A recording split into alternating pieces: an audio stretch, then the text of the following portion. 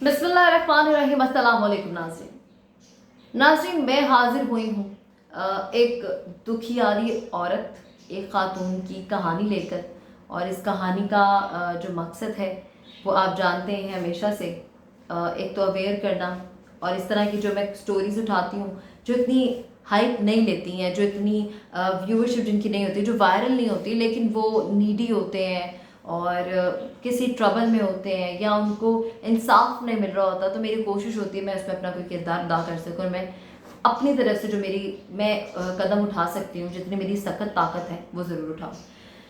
मैं बात करने जा रही हूँ एक खातून की जो कि मज़ंग की रिहायशी है, और अल्लाह पाक सब पे रहम फरमाए। और उस औरत पर भी जो कि 6 माह की हामला है और उसके पास खाने को भी कुछ नहीं है, सर पर सही से कोई सर ढकने के लिए चादर भी नहीं है, परेशानियां ही परेशानियां हैं। और उस औरत का नाम है फ़रहीन।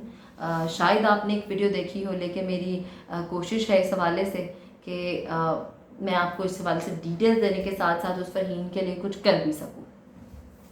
फ़रहीन नामी औरत है, 6 माह की हामला है, पहले भी एक बेटा है और जो पहला बेटा है वो पहले शौहर से है। पहली शादी 18 साल की उम्र में हो गई, फिर दूसरी शादी वो 18 साल की उम्र की शादी नहीं चल सकी और चलने की जो वजह थी वो भी मैं आपसे शेयर करूंगी। उसके साथ साथ दूसरी शादी हुई जनाब एक शख्स से जिसका अपना कोई कारोबार ना अपना कोई घर था और वो खुद अपने मामू के घर रहता था उससे। और फिर उसके बाद एक और शादी हुई और अब उस शादी का करंट स्टेटस क्या है वो मैं आपको बताऊंगी। सबसे पहले शादी हुई 18 साल की उम्र में, तो वो जो शख्स था इंतज़ार किया गया, बच्चा नहीं हुआ। सॉरी, जो बच्चा है वो दूसरे शौहर से उनका, और उसकी वजह से जब उस इलाज कराया गया पता चला डॉक्टर ने कहा कि ये उनका जो शौहर था पहला, यानी जो अब एक्स है, वो नामर्द है। इस वजह से उन्होंने उसको छोड़ दिया और खुला ले लिया। उसके बाद उनका दूसरा निकाह हुआ।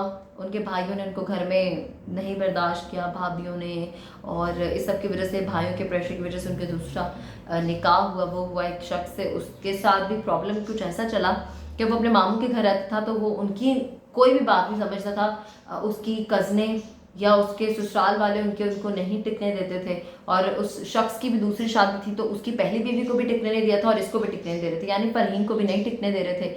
और फ़रहीन ने फिर आखिरकार तंग आ गए, क्योंकि ना वो उसको अलग घर लेके दे सकता था, इस कैपेसिटी का नहीं था, और उनकी वजह से लड़ाइयाँ झगड़े तमाशे लगते रहते थे, तो फ़रहीन ने उससे भी खुला ले लिया। दूसरा खुला लेने के बाद तीसरी शादी हुई, क्योंकि भाई बिल्कुल भी रखना नहीं चाहते थे। और जो तीसरा शख्स है वो है 70 साल का, यानी कि मजबूरी में उसने 70 साल के शख्स से शादी कर ली।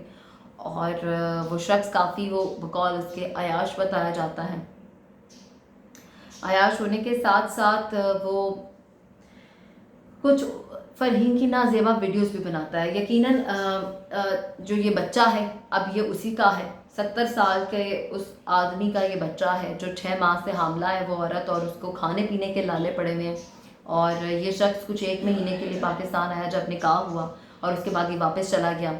और ये वीडियो कॉल पे उससे नाजेबा हरकत करने को मजबूर करता है और उसके साथ ही साथ उसकी वीडियोस बनाता है।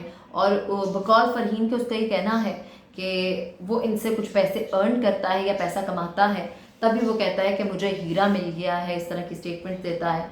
और यकीनन उसको कोई फ़ायदा होता ही होगा, तो वो कह रहा है मुझे हीरा मिल गया, इस तरह की चीज़ें बनाना और ये कहना कि मुझे फेस के साथ चीज़ें चाहिए, उसमें कोई ना कोई तो बेनिफिट होगा ही होगा। और बकौल उस औरत के फ़रहीन के कि बहुत ही शराबी अयाश इंसान है। जवानी में भी उसने जो शख्स ने अपनी बीवी को बताया, यानी फ़रहीन को, कि मैं एक औरत आती थी एक औरत जाती थी, और इस तरह के उसके सिनेरियो से, और वो बाहर के मुल्क में रहता है और वहाँ से ना कोई खर्चा भेज रहा है, 1 महीने से कोई रब्ता भी नहीं है, तो वो अपने बेटे को किस तरह संभाले, और वो जो 6 माह की हामला है उस बच्चे को कैसे संभालेगी, अपने खाने को कैसा पूरा करे, और ये तमाम तर मसाइल उसके हैं। और वो जो शख्स है तीसरा, वो इसके पहले बेटे को, यानी कि दूसरे शौहर से जो बच्चा था, उससे भी उसको भी टॉर्चर करता था, बड़ी प्रॉब्लम्स खड़ी करता था। इस तरह के मसाइल खड़े होते रहे और देखती रही। और ये थी तमाम तर उसकी रुदात, और ये थी उसकी तमाम तर कहानी।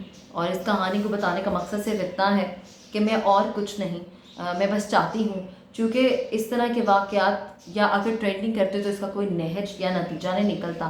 और हमारी ये कोशिश होती है कि हम किसी तरह किसी नहज पर लेके आएँ इसको, और हम कोशिश करते हैं कि शायद किसी की मदद हो जाए इस तरीके से, कोई किसी की हेल्प हो जाए किसी की। तो रिक्वेस्ट यही है गवर्नमेंट ऑफ पाकिस्तान से, वज़ीर आला से, वज़ीर आज़म से, कि इस औरत के लिए कुछ किया जाए। शी इज़ प्रेग्नेंट और वो अपने खाने से भी बैठी हुई, अपने बच्चे को भी, पहले बेटे को भी संभालना उसके लिए बड़ा मुश्किल हुआ है। तो खुदारा कोशिश करें उसके लिए कुछ। और ये जो तीसरा उसका शौहर है, यकीनन डॉक्यूमेंट्स उस खातून के पास होंगे, वीडियो जो है वो आपकी नज़र से आप गुजर ही जाएगी, तो उसको अरेस्ट किया जाए या उसके खिलाफ कोई कार्रवाई की जाए या उसको तफ्तीश उससे की जाए, उसको ज़रा हिरासत में लेके, अरेस्ट इन द सेंस मैं नहीं कह रही कि वो मुजरिम है तो अरेस्ट कर लें, नहीं, उसको ज़रा तहवील में लेते हुए उससे थोड़ी सी तहकीक करें, उससे बातचीत करें, कुछ कोशिश करें, अगर कोई हेल्प कर सकते हैं तो वो भी कर लें। यही मेरी तरफ से यही हेल्प हो सकती थी। दुआ है कि अल्लाह पाक कुल कायनात की बेटियों के और बेटों के मुझ समेत बुलंद से बुलंद तर नसीब करें, और अपनी दुआ में मुझे भी याद रखिएगा। अल्लाह के बाद।